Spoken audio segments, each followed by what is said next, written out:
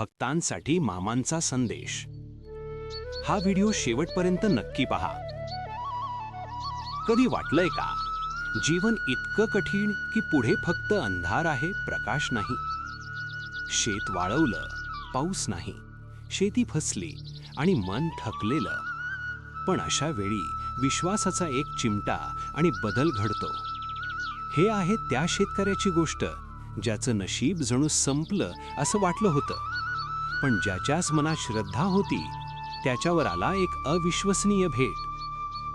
एक दुपार होती ज्यात पांढऱ्या कपड्यातला शेंडीवाला साधू आला.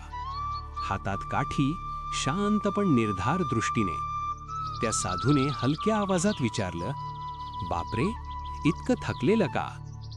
तुझ्या पाठीशी कोण नाही का?"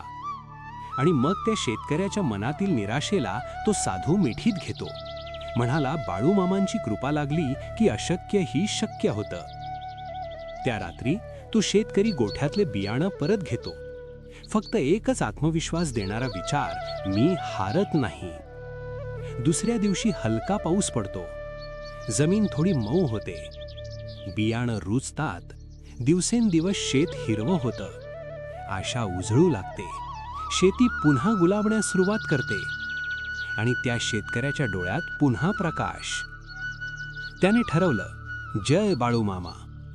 आणि त्या उच्चारात होती कर्माची ताकद, श्रद्धेचा विश्वास आणि बाळूमामांची कृपा.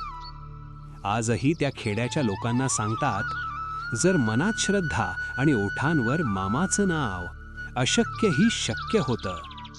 म्हणून आपल्याही आयुष्यात जर अंधार आणि निराशा असेल, मामाचं नाव घ्या, विश्वास ठेवा आणि पहा, अशक्य ही शक्य होतं. असेच नवनवीन व्हिडिओसाठी आपण सर्वांनी संत कृपा चॅनलला लाईक, सबस्क्राईब करायला विसरू नका. धन्यवाद. जय बाळूमामा.